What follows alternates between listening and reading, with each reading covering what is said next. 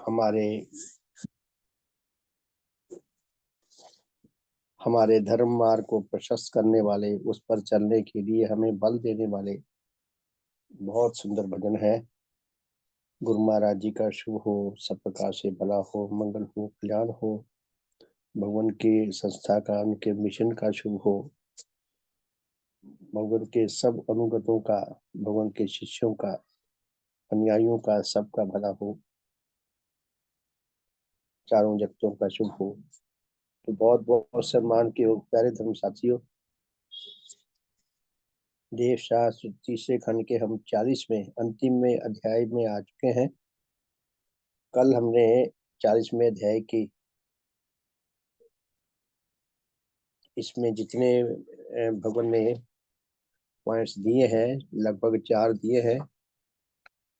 उनमें से हमने एक पढ़ा था, वो भी जल्दी जल्दी में समय खत्म हो गया था, इसलिए मैं आज फिर दोबारा पढ़ना चाहता हूँ वहां से। तो भगवान क्या फरमाते हैं, इसका शीर्षक क्या है? शीर्षक यह है इस अध्याय का कि भविष्य काल में देवात्मा के द्वारा मनुष्य जगत तथा उससे नीचे के जगतों में उच्च परिवर्तन का कार्य। भगवान कहते हैं कि धर्म विषय को उच्च परिवर्तन चारों जगतों में जिस जिस अस्तित्व में भी आएगा, वो भगवान देवात्मा के देव प्रभावों के अधीन आएगा।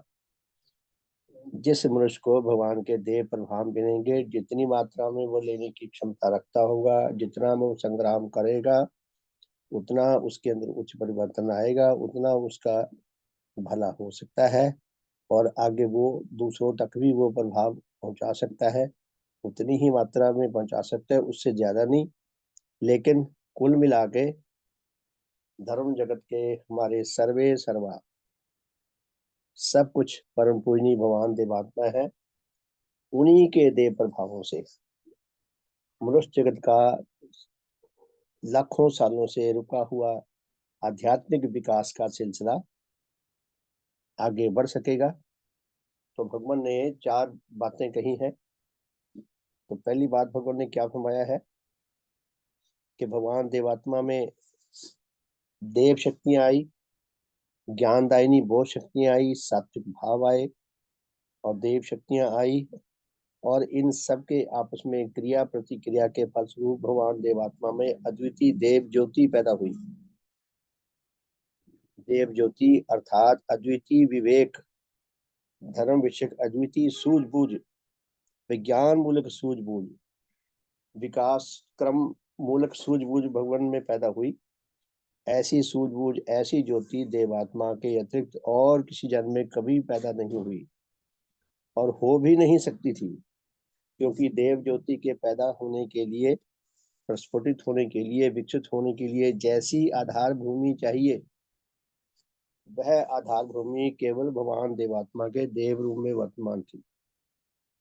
तो भगवान की देव ज्योति और देव तेज, तो भगवान क्या लिखते हैं कि देवात्मा में उनकी सच्ची और अद्वितीय देव शक्तियों के विकास से जिस देव ज्योति और जिस देव तेज का विकास हुआ है, उनकी उस देव ज्योति और उस देव तेज की किरणें जिन जिन अधिकारी जनों में उनकी अपनी अपनी योग्यता के अनुसार जितने जितने अंश तक उनमें प्रवेश करने का अवसर पा सकती हैं, उनसे उनके आत्मा उतने अंश ज्योतिर्मान हुए हैं और वह उनकी इस देव ज्योति में अपने अपने आत्मा के गठन प्राप्त रूप और अपने अपने आत्मिक जीवन की विविध बातों के संबंध में कई प्रकार के सत्यों को देखने योग्य हुए हैं।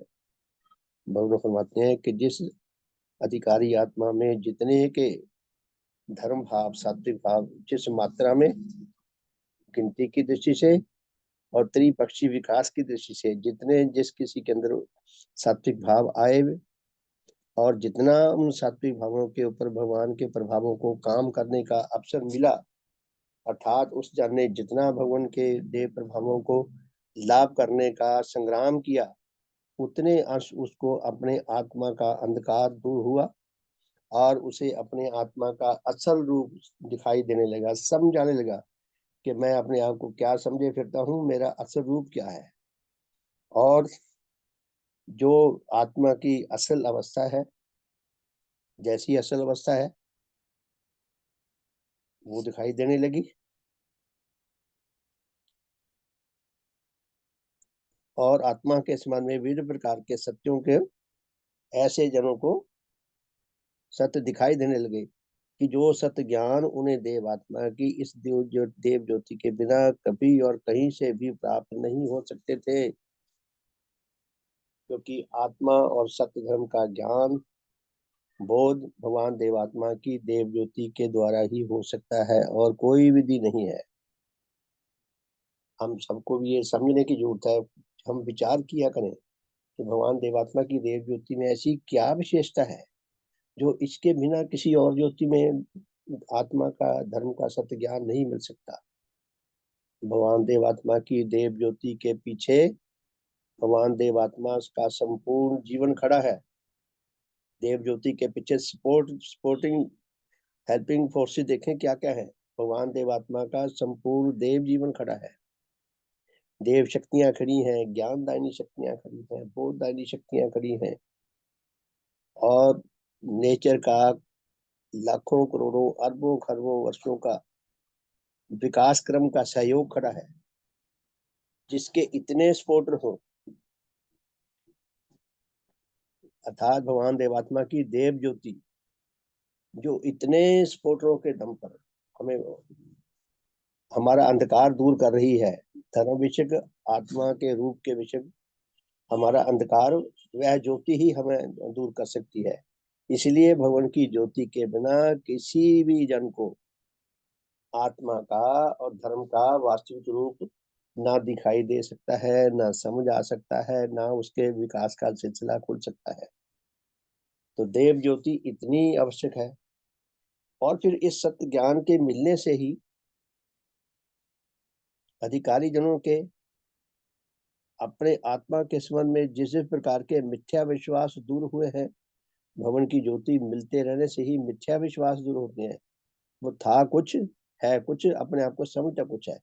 जितने मिथ्या विश्वास दूर हुए हैं, वह मिथ्या विश्वास भी देवात्मा की देव ज्योति के बिना अन्य किसी प्रकार से दूर नहीं हो सकते।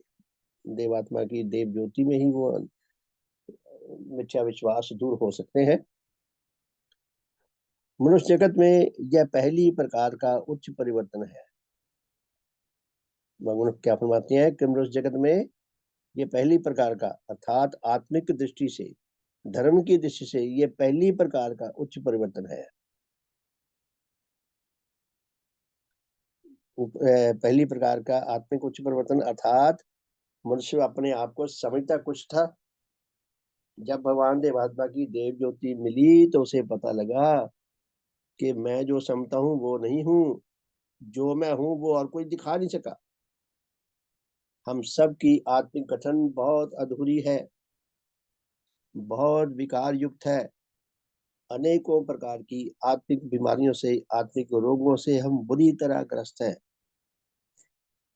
आत्मिक ज्ञान धर्म के विषय में हम 100% गहरे अंधकार में ग्रस्त हैं सभी,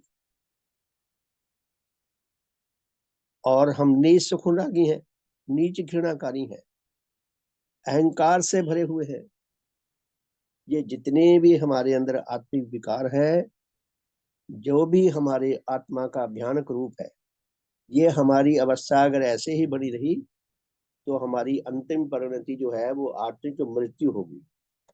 भगवान को ये दिखाई दिया तो पुण्यवान क्या होते हैं कि मनुष्य जगत में धर्म विषयक यह पहली प्रकार का उच्च परिवर्तन है कि जो देवात्मा के आविर्भाव के द्वारा ही आ सकता था और आया है। हम देखें मनुष्य इतिहास में, धर्म के इतिहास में देख लें, कभी किसी ने ऐसा परिशोध किया हो, कभी किसी ने ऐसी स्वीकारोक्ति की हो। गीतांजलि में रविंद्रनाथ टैगोर जी ने गीत लिखे हैं, बड़े सुंदर है। एक गीत में उसने लिखा है ईश्वर को प्रार्थना करते हुए कि हे ईश्वर, मैं जन्मजात बहुत पापी हूँ। ये बहुत से लोग कहते हैं इस बात को, कि मैं बहुत पापी हूँ। क्या पाप करते हैं ये नहीं पता, क्यों पाप करते हैं ये नहीं पता, उन पापों से के करते रहने से क्या परिणाम होगा ये नहीं पता। सिर्फ बाहर बाहर से मोटी बात थोड़ी समझ आ गई कि हम झूठ बोल जाते हैं, हम धोखा दे देते हैं। तो टैगोर जी लिखते हैं कि हे ईश्वर, मैं बहुत पापी हूँ, मैं बहुत अपने पापों से भर गया हूँ, बहुत निराश हूँ। तू कृपा कर मेरी प्रार्थना सुन ले, मुझे मेरी इन नीच नागो नीच गिरोह की बेड़ियों से, ये शब्द तो नहीं लिखे, कहना वो यही चाहते हैं कि मुझे इन पापमय जीवन से, ऐसी बेड़ियों से मुझे मुक्त कर दे। और दूसरे ही पद में क्या लिखते हैं कि भगवान, मैं अपनी इन बेड़ियों से बरसों से रह रहा हूँ इन्हीं बेड़ियों के साथ। तो इन्हीं बेड़ियों में बंधे रहते रहते मुझे अपनी इन बेड़ियों से प्यार हो गया। मैंने प्रार्थना तो कर ली कि मुझे मुक्त कर दे मेरी बेड़ियों से, लेकिन जो मेरा नीच बंधन है बेड़ियों के साथ, अब मुझे डर भी सता रहा है कि सचमुच तू मेरी प्रार्थना ना सुन ले, कहीं मुझे सचमुच मेरी बेड़ियों से आजाद ना कर दे। हम समझ तक ले सकते हैं कि मनुष्य कितना अंधकार में, कितना दुर्बल है। तो पुण्य भगवान क्या फरमाते हैं कि मनुष्य जगत में यह पहली प्रकार का उच्च परिवर्तन है कि जो देवात्मा के आविर्भाव के द्वारा ही आ सकता था, और उनके आविर्भाव से ही आया है। आप देखें, धर्म के इतिहास में कहीं कोई ऐसा पात्र नहीं मिलेगा जिसने इस प्रकार का अपनी त्रुटियां, अपना अधूरापन, अपना पापमय जीवन का बखान किया हो, जो हमने इस पैरे में पढ़ा है, जो भगवान ने बताया है। तो भगवान क्या कहते हैं, इसलिए नेचर के अटल नियमानुसार भविष्य में भी, भविष्य काल में भी मनुष्य जगत के अधिकारी आत्माओं में ऐसा उच्च परिवर्तन केवल भगवान देवात्मा की देव ज्योति और उन्हीं के देव तेज के द्वारा आएगा, और उसके बिना कदापि नहीं। कि भविष्य में भी आत्मांधकार को दूर करने का, नीच जीवन से मुक्ति पाने का, उच्च जीवन में विकास करने का जो रामबाण नुस्खा है, वो भगवान देवात्मा के देव ज्योति एवं देव तेज संपन्न देव प्रभाव है। देव ज्योति से दिखाई देगा, समझ आएगा। देव तेज आध्यात्मिक बल है, बल मिलने से मनुष्य अपनी इन त्रुटियों से युद्ध करने के योग्य बनेगा। युद्ध करेगा तो उनसे मुक्त हो सकता है। अब दूसरे पॉइंट में भगवान क्या लिखते हैं, देवात्मा की ही देव ज्योति को पाकर, देवात्मा की ही देव ज्योति को पाकर जिन जिन अधिकारी जनों को अपनी अपनी योग्यता के अनुसार नेचर के जिस किसी जगत के संबंध में अपने जिन जिन अन्यायमूलक कर्मों व दुराचारों को अपने अपने आत्मा के लिए हानिकारक रूप में देखने का अवसर मिला है, और उनके देव तेज की किरणों को पाकर उनमें से जिस जिस के प्रति उनमें उच्च घृणा का इतना भाव उत्पन्न हुआ है कि जिससे उन्होंने नेचर के ही आत्मिक जगत के नियमानुसार अपने अपने उन पापों व दुराचारों को त्याग दिया है और उनसे सच्ची मुक्ति लाभ की है, वह सच्ची मुक्ति भी उन्हें देवात्मा के देव प्रभावों की प्राप्ति से ही लाभ हो सकती है, और इसलिए लाभ हुई है। जब तक भगवान के देव तेज ना मिले, तो खाली देव ज्योति पाने से पता तो लग जाएगा बीमारी ये है, रोग ये है। उस रोग से लड़ने का बल नहीं है तो इस रोग से मुक्ति नहीं होगी। तो पुण्यवान क्या फरमाते हैं कि जिसको भी अपनी अपनी योग्यता के अनुसार उनके देव तेज की का जितना देव तेज प्राप्त हुआ है, जितना उन्हें बल मिला है, और उन बल के द्वारा जितनी उसके अंदर अपने नीच चिंताओं, नीच गतियों के लिए उच्च घृणा पैदा हुई है, तो भगवान का बल पाकर उतना ही वो उनसे मुक्ति पा सका है। वह सच्ची मोक्ष भी देवात्मा के देव प्रभावों से ही, देव प्रभावों के ही प्राप्त प्राप्त देव प्रभावों के ही देव प्रभावों सॉरी देवात्मा के ही देव प्रभावों की प्राप्ति से लाभ हो सकती थी, और इसलिए लाभ हुई है। नीच जीवन से अगर किसी को मुक्ति हुई है तो भगवान देवात्मा के देव प्रभावों को पाकर, वो बल है जो हमें हमारी नीचताओं से लड़ने की योग्यता प्रदान करता है। इस सच्ची मोक्ष को पाकर उनके आत्माओं में जो जो कुछ उच्च परिवर्तन आया है, और उनमें इस उच्च परिवर्तन के आने से पहले उनके द्वारा नेचर के जिस किसी जगत के जिन जिन अस्तित्वों को जो जो हानियां पहुंची थी और जो जो अनुचित दुख मिलता था, उस हानि और उस दुख से बचने का उन्हें अवसर मिला है। भगवान कहते हैं जिनके अंदर ये बल आया, जिन्हें अपने नीच गतियों से मुक्ति मिली, उन्हें कितने ही पापों का बोझ से बचने का भी मौका मिला। दूसरों की हानियां करनी उसने बंद कर दी तो पाप का बोझ उनके ऊपर बढ़ना बंद हो गया। वह उच्च परिवर्तन मनुष्य जगत में देवात्मा के ही इन विचित्र प्रभावों की प्राप्ति से संभव था, और उनकी प्राप्ति के बिना कदापि नहीं। तो यह उच्च परिवर्तन भी भगवान देवात्मा के देव प्रभावों, उनकी देव ज्योति और समुचित मात्रा में देव तेज के मिलने से आया। और कोई रास्ता नहीं है, और कोई दवा नहीं है इस रोग की। इसलिए भविष्य काल में भी इस प्रकार का उच्च परिवर्तन देवात्मा के ही देव प्रभावों के द्वारा आएगा, उनके बिना कदापि नहीं आएगा। भगवान कितना श्योर है, कितना ठोक बजा के गारंटी के साथ हमें गारंटी देते हैं कि सही दवा ये है, सही विधि से लोगे, निरंतरता बना के रखोगे तो तुम अपने नीच जीवन से मुक्त हो जाओगे।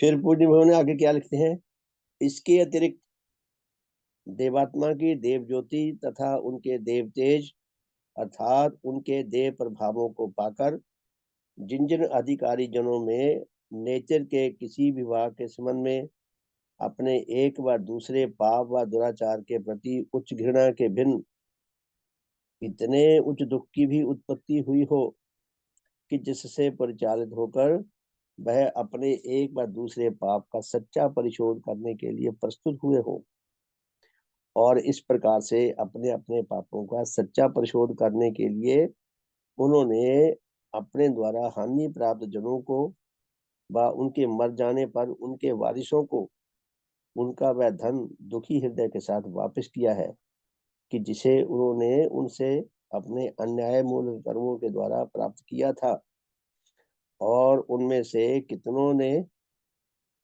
उसे ब्याज सहित वापस किया है, और कितने ही अन्य जनों ने इसी प्रकार की विविध अपहरण की हुई हानि प्राप्त जनों वस्तुएं हानि प्राप्त जनों को लौटाई हैं।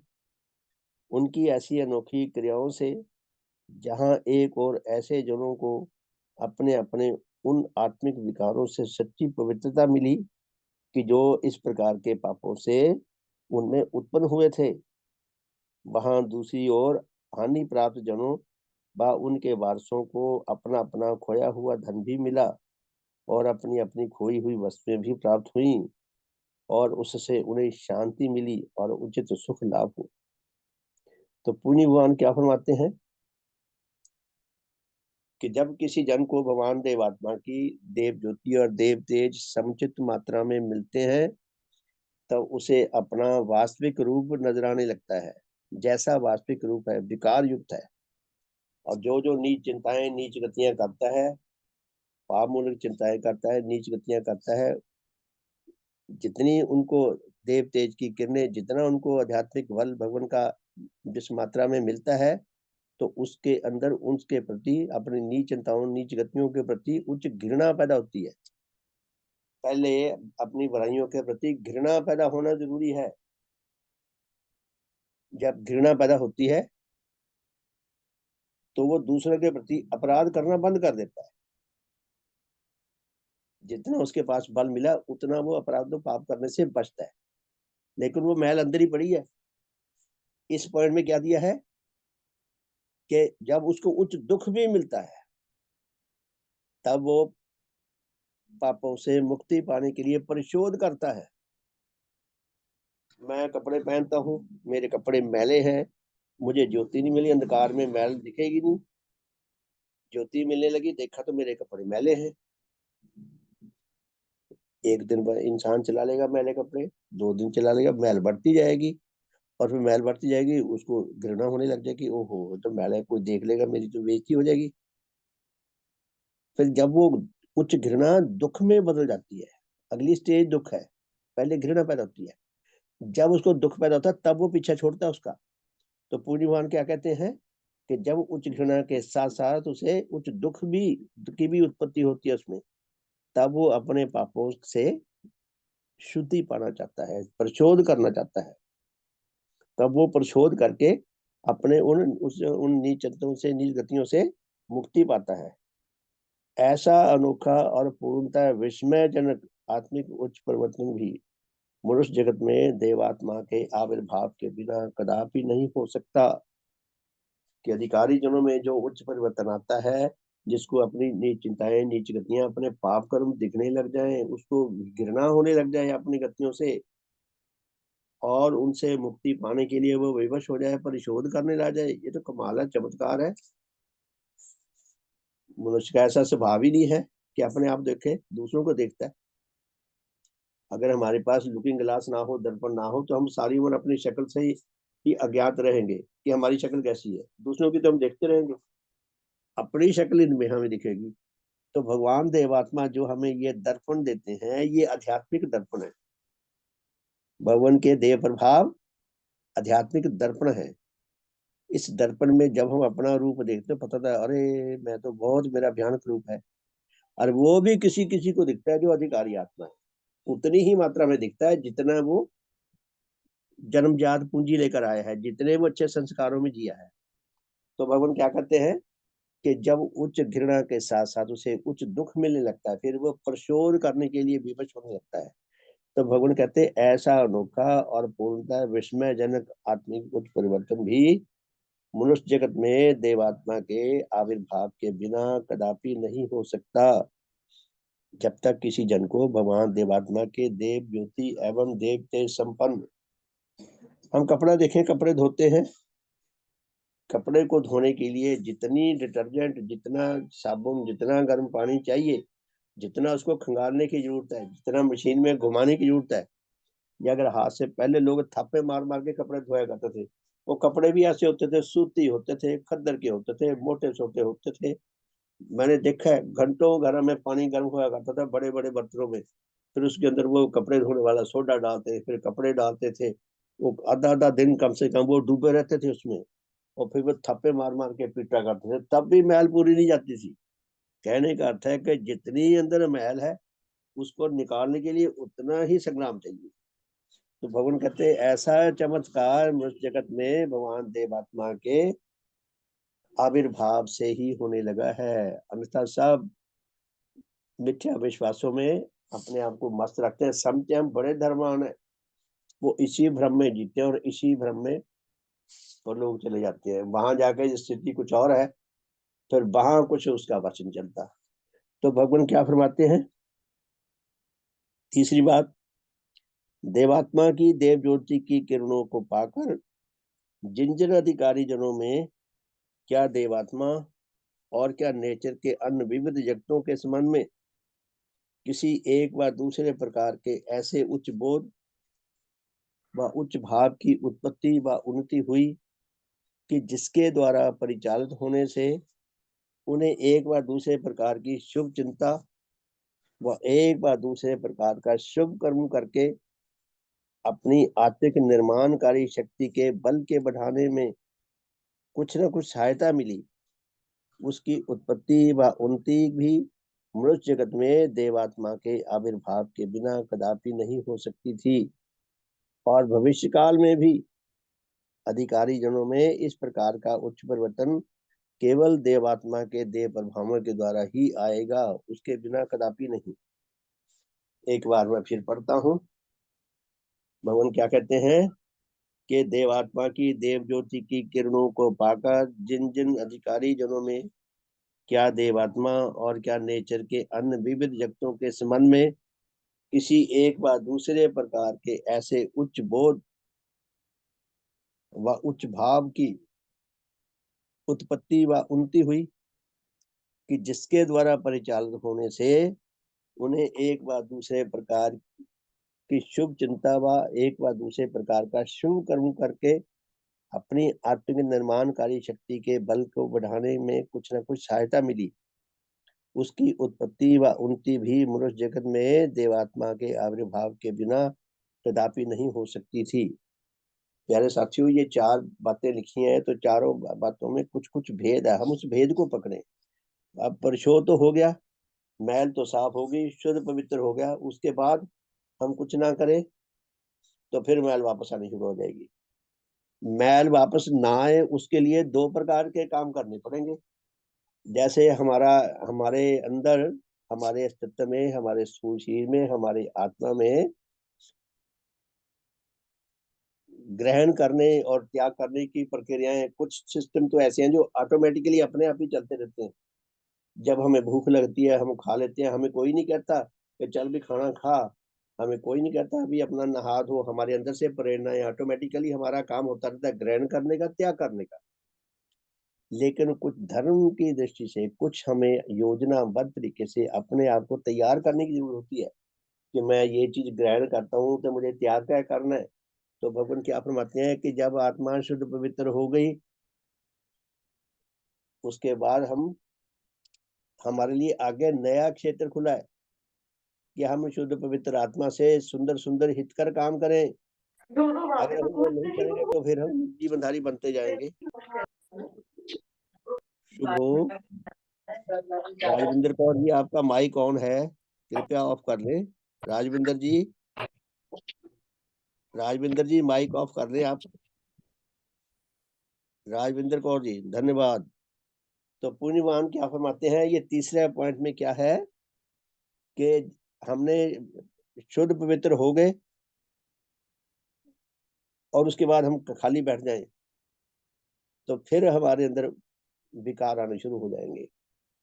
तो हमें विकार ना आए उसके लिए क्या करना है, जो हमारे अंदर हमारी आत्मिक अवस्था बेहतर हुई है उससे हम उच्च चिंताएं करने का प्रयास किया करें, उच्च गतियां करने का प्रयास किया करें, उच्च चिंताएं करें, उच्च गतियां करें। तो भगवान कहते हैं इस प्रकार का उच्च परिवर्तन भी भगवान देवात्मा के देव प्रभावों से ही आ सकता है। ऐसा उच्च परिवर्तन देवात्मा के आविर्भाव के बिना कदापि नहीं हो सका। देवात्मा के देव प्रभावों से ही होगा। भविष्य में भी भगवान के इस बताए हुए मार्ग पर चलकर ही विकास होगा। अब चौथी बात, देवात्मा में जिन सच्ची तथा अद्वितीय देव शक्तियों का बीज रूप में प्रकाश और उनका क्रमशः विकास हुआ है। भगवान देवात्मा में देव शक्तियां आई और क्रम क्रम से सिस्टमेटिकली उनका विकास भी हुआ। तो भगवान कहते हैं कि उन शक्तियों को पाकर वह नेचर के मनुष्य, पशु, उद्भिद तथा जड़ व भौतिक जगत के संबंध में जो जो कुछ शुभ हो उसी के लिए अपने आत्मा में सच्चा और पूर्ण अनुराग, और उसके विपरीत जो जो कुछ अशुभ कर हो, हानिकारक हो, उसके लिए सच्चा और पूर्ण घृणा भाव रखते हैं। भगवान देवात्मा में शुभ अनुराग, देव शक्ति आई, शुभ अनुराग आया। मैं फिर पढ़ता हूँ। भगवान फरमाते हैं कि उनमें जिन सच्ची और अद्वितीय देव शक्तियों का बीज रूप में प्रकाश और क्रमशः विकास हुआ, उन शक्तियों को पाकर वह नेचर के मनुष्य जगत, पशु जगत, उद्भिद जगत, जड़ जगत व भौतिक जगत के संबंध में जो जो कुछ शुभ हो उसी के लिए अपने आत्मा में सच्चा और पूर्ण अनुराग, और उसके विपरीत जो जो कुछ अशुभ कर हो उसके लिए सच्चा और पूर्ण घृणा भाव रखते हैं। तो भगवान में सत्य और शुभ का जो अनुराग आया वो सबके हित के लिए, सबके मंगल के लिए विकासकारी विभाग ये क्षेत्र है।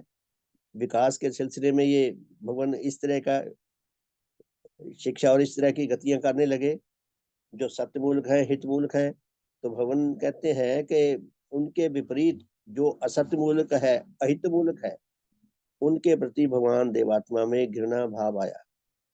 अर्थात जो व्यक्ति सत्य अनुरागी है वो मिथ्या का अनुरागी नहीं हो सकता। दोनों बातें नहीं हो सकती, या सत्य का अनुरागी है या मिथ्या का अनुरागी है। भगवान सत्य के अनुरागी हैं तो मिथ्या के शत्रु हैं, मिथ्या के प्रति पूर्ण घृणा पूर्ण वैराग्य भाव रखते हैं।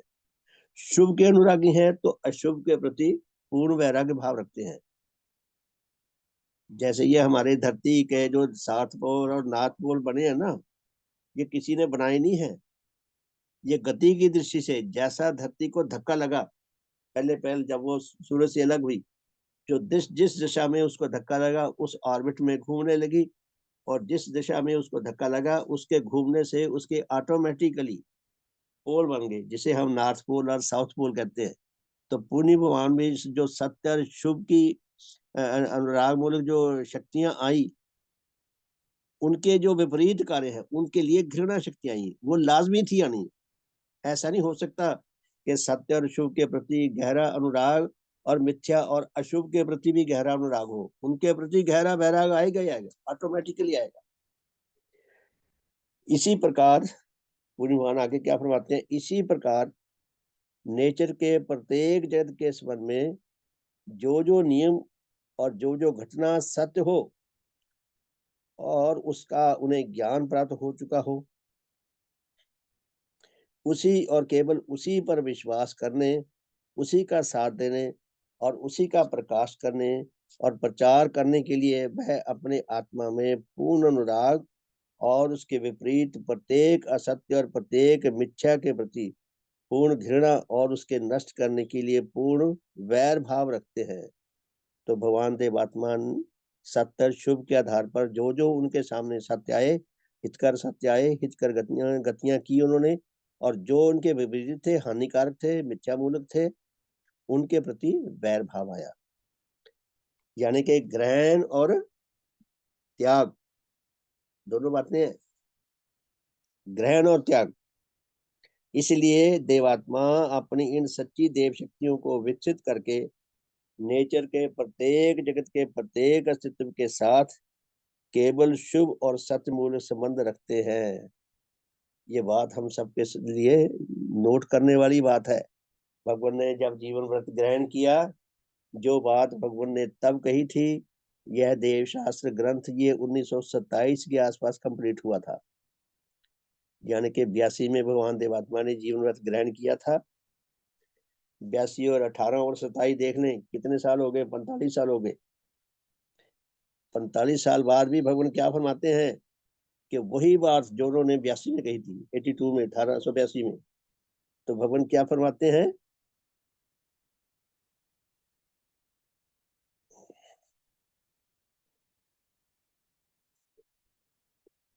भगवान ये फरमाते हैं कि सबके साथ, चारों जगतों के साथ, चारों जगतों के प्रत्येक अस्तित्व के साथ मेरा केवल सत्य और शुभ के आधार पर संबंध था। यानी कि मैं सबके साथ धर्म मूलक संबंध रखता था। भगवान कितने कृत संकल्प हैं, कितने दृढ़ प्रतिज्ञ हैं, कितने अद्वितीय देव पुरुष हैं। काश हमें समझ आ सके। भगवान को ऐसा संग्राम करने में मेहनत नहीं हुई। जब हम सत्य बोलते हैं तो हमें अपनी बात को छिपाने के लिए कोशिश नहीं करनी पड़ती। यदि हम झूठ बोलते हैं तो हमें याद रखना पड़ेगा। कहते हैं ना, एक झूठ को छिपाने के लिए 10 झूठ बोलेंगे। अगर 10 झूठ बोल दिए उनको छिपाने के लिए 100 झूठ बोलेंगे। भगवान देवात्मा सत्य अनुरागी है, शुभ अनुरागी है। तो 45 साल बाद वो बात फिर दोबारा आ रही है। क्या कह रहे हैं कि देवात्मा अपनी इन सच्ची देव शक्तियों को विकसित करके नेचर के प्रत्येक जगत के प्रत्येक अस्तित्व के साथ केवल शुभ और सत्य मूलक संबंध रखते हैं, और उसके भिन्न उसके साथ किसी प्रकार का सुख मूलक व सुख अनुराग से उत्पन्न घृणा भाव विषय कोई संबंध नहीं रखते। भगवान किसी के साथ सुख मूलक और घृणा मूलक संबंध नहीं रखते। भगवान सबके साथ सत्य मूलक और शुभ मूलक संबंध रखते हैं। देखिए, हमें नई नई शब्दावली मिलती है, इतने गहरे शब्द हैं, इतने गहरा मीनिंग है इसका। वह नेचर के प्रत्येक जगत की हानि और हित के संबंध में अपने भीतर जितने और जिस जिस प्रकार के विशेष बोध रखते हैं, वह बोध उनकी इन सच्ची देव शक्तियों से विहीन किसी भी कहलाने वाले देवता व देवी व किसी कहलाने वाले धर्म संप्रदाय के संस्थापक में वर्तमान न थे, और न उनकी इन सच्ची देव शक्तियों से विहीन किसी में वर्तमान हो सकते हैं। प्यारे साथियों, भगवान देवात्मा ने देव शास्त्र चौथा खंड लिखा है। उसकी क्या विशेषता है? वो चारों देव शक्तियों पर आधारित है।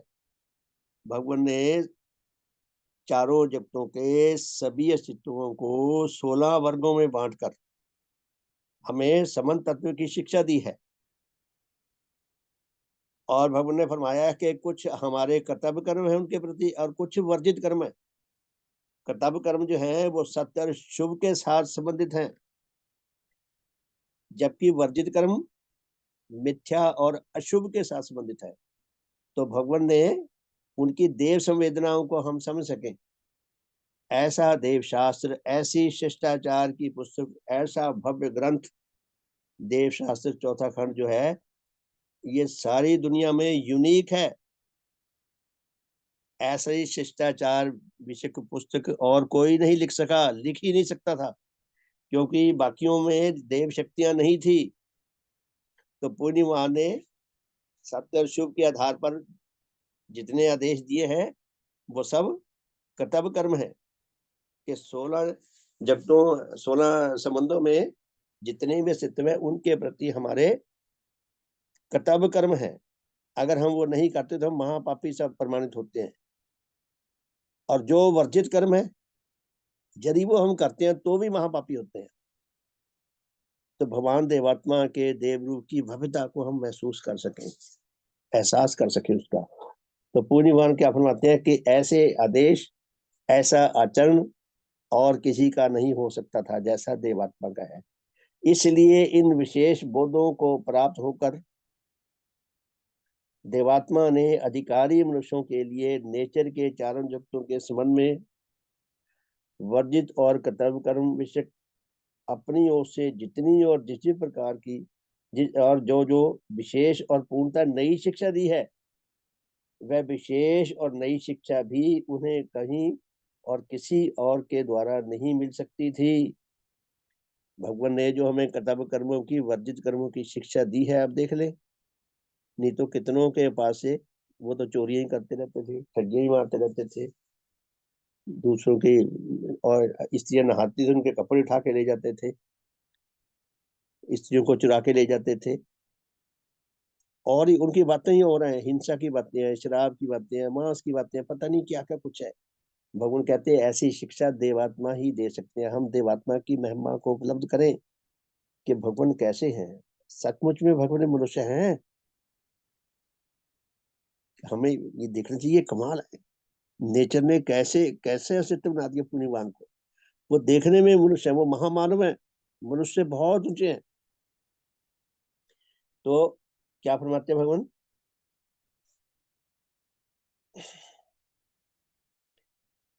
देवात्मा के इन नए वर्जित और कर्तव्य विषयक आदेशों के पाठ से, देखो वही बात आ गई, कर्तव्य कर्म और वर्जित कर्म। भगवान देवात्मा के इन नए वर्जित और कर्तव्य विषयक आदेशों के पाठ से मनुष्य जगत के अधिकारी जन उनकी देव ज्योति के प्राप्त होने पर अपनी अपनी योग्यता के अनुसार नेचर विषय के विविध जगतों के संबंध में अपने अपने आत्माओं में जिस जिस हीनता को देख सकते हैं, उस हीनता का ज्ञान भी वह उनकी देव ज्योति और उनकी इस शिक्षा के बिना कदापि और कहीं से और किसी प्रकार से भी नहीं पा सकते थे। भगवान कहते हैं कर्तव्य कर्म और वर्जित कर्मों के आधार पर जो मनुष्य अपने बारे में, अपनी पोजीशन को आंक सकता है, यह भी भगवान देवात्मा की शिक्षा के आधार पर ही उसे मिलेगा ज्ञान, और कहीं से नहीं मिलेगा। और न उनकी इस देव ज्योति की प्राप्ति और उनकी इस शिक्षा विषय के सत्यों के देखने के बिना किसी काल में भी किसी जन को अपनी किसी ऐसी हीनता के विषय में सच्चा ज्ञान और सच्चा बोध मिला था। भगवान कहते हैं कर्तव्य कर्म और वर्जित कर्मों का ज्ञान और बोध उनकी शिक्षा के बिना, उनके प्रभावों के बिना किसी को नहीं मिला था। कैसी कैसी अश्लील बातें भरी हुई हैं, कहलाने वाले देवी देवता भी ऐसी ऐसी घटनाएं करते रहे। सभी मतों में ऐसा बहुत कुछ मिलता है जो जो देखकर सुनकर बड़ी लज्जा आती है। तो ऐसी वो अद्वितीय संवेदनाएं भगवान देवात्मा के देह प्रभाव से उनकी शिक्षा में ही प्राप्त हो सकती है। तो भगवान आगे क्या कहते हैं, फिर देवात्मा के ही देव तेज के मिलने पर किसी अधिकारी जन में अपनी किसी ऐसी हीनता को देखकर उसके प्रति जो उच्च घृणा उत्पन्न हो सकती है और वह उसके दूर करने का आकांक्षी बन सकता है, वह उच्च घृणा और वह उच्च आकांक्षा भी उसमें देवात्मा के देव तेज की प्राप्ति के बिना कहीं और किसी प्रकार से उत्पन्न नहीं हो सकती। भगवान कहते हैं यदि किसी को अपनी नीच चिंताओं नीच गतियों के लिए उसके अंदर कोई उच्च घृणा उच्च दुख पैदा हो सकता है, तो वह देवात्मा के देव प्रभावों से ही हो सकता है, किसी और की ओर से नहीं। क्योंकि भगवान देवात्मा के देव प्रभावों में सत्य और शुभ का अनुराग है। उसकी प्रेरणा है कि यदि तुम सत्य और शुभ का साथ चलोगे तो तुम्हें अपनी नीचताओं को घृणा करनी होगी, इसके प्रति गहरा दुख तुम्हारे अंदर पैदा होगा। तो पूज्य भगवान क्या फरमाते हैं कि और यह कहीं से नहीं मिल सकता। इसीलिए इस प्रकार का उच्च परिवर्तन भी भविष्य काल में किसी अधिकारी आत्मा में केवल देवात्मा के देह प्रभावों के द्वारा ही आ सकता है और आएगा, और उनके बिना कहीं से नहीं, कदापि नहीं। अब एक प्रश्न है, क्या देवात्मा के देह प्रभावों से मनुष्य जगत में जो जो कुछ उच्च परिवर्तन आता है उसके आने से उससे नीचे के जगतों में भी कुछ उच्च परिवर्तन आता है, आ सकता है? प्रश्न बहुत सुंदर है, बहुत मूल्यवान है, बिल्कुल सही जगह पे किया है। क्या मनुष्यों में तो आ गया, ये पशुओं में भी आ सकता है। पशुओं को तो देह प्रवाह नहीं मिलेंगे, क्या उनमें भी उच्च परिवर्तन आ सकता है? उच्च परिवर्तन वो लाएगा जो पशुओं के साथ भी जुड़ा हुआ है। तो भगवान क्या फरमाते हैं, पहले प्रश्न को फिर हम दोबारा समझे, बहुत सुंदर प्रश्न है। क्या देवात्मा के देव प्रभावों से मनुष्य जगत में जो जो कुछ उच्च परिवर्तन आता है उसके आने से उससे नीचे के जगतों में भी कुछ उच्च परिवर्तन आता है व आ सकता है? कि मनुष्य में आ गया, चलो ये तो समझ आती है कि मनुष्य के पास उन्नतशील बुद्धि शक्ति है, उसका प्रभाव मिले, उसने अपना निज जीवन छोड़ दिया, उच्च परिवर्तन आ गया, तो क्या नीचे के जगतों में भी आ सकता है? अब देखिए भगवान क्या फरमाते हैं, कमाल है। निश्चय, भगवान गारंटी देते हैं, निश्चय जब किसी मनुष्य में देवात्मा के देव प्रभावों के द्वारा अपने जगत के अतिरिक्त उससे नीचे के किसी जगत अर्थात पशु जगत, उद्भिद जगत, जड़ पदार्थों के संबंध में अपनी किसी हानिकारक व पतनकारी क्रिया का बोध उत्पन्न होता है व इससे भी ऊपर किसी उच्च बोध व भाव के जागृत होने से उनमें से किसी जगत का कुछ भी और किसी प्रकार का हित होता है, तब उसके ऐसे सब प्रकार के उच्च परिवर्तन से उससे नीचे के जगतों में भी उच्च परिवर्तन उत्पन्न होता है।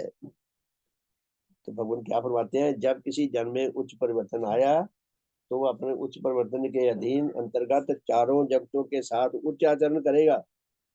मनुष्यों के साथ भी अच्छा आचरण करेगा, पशुओं के साथ भी, वनस्पति जगत के लिए भी बहुत ही जरूरी है, तो उनमें भी आएगा उसके प्रभावों से। जब वो उच्च आचरण से उनके साथ पेश आएगा तो उच्च परिवर्तन आएगा। सिर चढ़ के बोलता है जादू, सिर चढ़ के बोलता है। तो भगवान यही फरमाते हैं कि उसके उच्च आचरण से उन जगतों में भी उच्च परिवर्तन आता है। आजकल तो लोगों ने घरों में शेर पाल रखे हैं, उनके बेडरूम में सोते हैं। आप यूट्यूब में देखिए कितने हफ्ते उनके बेडरूम में सो रहे हैं शेर। और शेरों में कहाँ से आ गया उच्च परिवर्तन? शेरों को तो किसी ने देह प्रवाह नहीं दिए, वो बच्चे उन्होंने आंख उनके घर में खोली होगी, जैसे उन्होंने प्यार से उनको रखा, जैसे उनके उनके साथ वो सहानुभूति से आए, तो धीरे धीरे उनका हिंसक भाव दबता गया। हमारे तो अपने यहाँ कबूतर हैं, वो उड़ते नहीं है, डरते नहीं, अब वही खेलते रहते हैं। वो धीरे धीरे समझ गए भी हमें हानि नहीं पहुंचाएंगे। मैंने बताया यहाँ बिल्ली ने 2-3 बच्चे दिए थे, वो छुपे रहते थे झाड़ियों में, जब हमने उनको डबल रोटी दूध वगैरह रखते, वो बाहर नहीं निकलते, जब हम अंदर अंदर चले जाते थे तब वो धीरे धीरे आके खाते थे। वो धीरे धीरे हम भी प्रयास करते रहे कि कितना निकल आते हैं, फिर वो हमारे किचन में घुस जाते थे। तो दूसरे जगतों में भी उच्च परिवर्तन आएगा, भगवान हमें ये बताते हैं, बहुत सुंदर बात है। इसलिए देवात्मा जो नेचर के चारों जगतों में उच्च परिवर्तन के लाने के लिए प्रकट हुए हैं, नेचर ने देवात्मा को इसीलिए आविर्भूत किया है कि वो उच्च परिवर्तन लाए, चारों जगतों में उच्च मेल लाए। तो वह नेचर के चारों जगतों में उच्च परिवर्तन के लाने के निमित्त अपने प्रतिदिन के विशेष साधन में अपने परम लक्ष्य संबंधी गीत के जिस पद को गाकर नेचर के नियमानुसार अपनी शुभ कामना के द्वारा अपने देह प्रभावों को अपने चारों ओर विकीर्ण करते हैं, फैलाते हैं, वह यह है।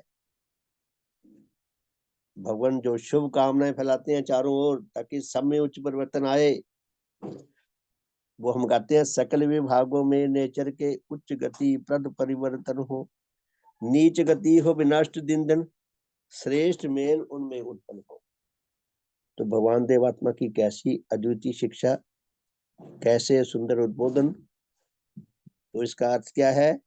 भगवान फरमाते हैं कि मेरे देह प्रभावों के द्वारा नेचर के प्रत्येक जगत में जहां जहां और जितना जितना उच्च परिवर्तन आ सकता है वह आवे, और उसके प्रत्येक जगत में जहां जहां तक कोई नीच व पतनकारी गति विनष्ट हो सकती है वह विनष्ट हो, और इस प्रकार से जहां जहां तक संभव हो नेचर के चारों जगतों में परस्पर श्रेष्ठ मेल व एकता की उत्पत्ति हो। तो प्यारे धर्म साथियों, यहाँ हमारा ये देव शास्त्र तीसरा खंड का पाठ भगवान की अपार कृपा से संपूर्ण हुआ।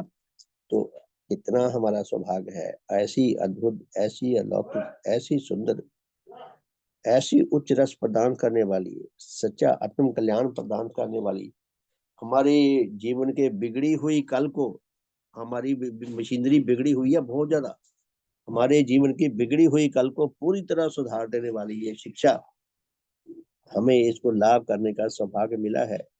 भगवान को जितना धन्यवाद दें उतना कम है, और अपने पूर्वजों को भी जितना धन्यवाद दें जिन्होंने हमें कुछ ऐसी अच्छी पूंजी दे दी कि हमें अधिकारी मान लिया गया, और हमें भगवान के श्री चरण में पहुंचने का अधिकार मिला, सौभाग्य मिला, और हमें इस शिक्षा को जानने का, समझने का अधिकार मिला। तो हम अपने पूर्वजों को भी धन्यवाद दें, परम पूज्य भगवान देवात्मा को धन्यवाद दें, विकास क्रम को धन्यवाद दें, इस लोकवासी उपलोकवासी हमारे सब उच्च धर्म सुनियों को धन्यवाद दें, जिनकी कृपा से, जिनके संग्रामों से हमारे ना चाहते हुए हमें खींच खींच के यहाँ ले आए भगवान के दरबार में, और धीरे धीरे हमारे सौभाग्य के द्वार खुलने लगे। तो बहुत बहुत धन्यवाद है सबका, जिनकी कृपा से हमारा ये ग्रंथ का पाठ पूर्ण हुआ।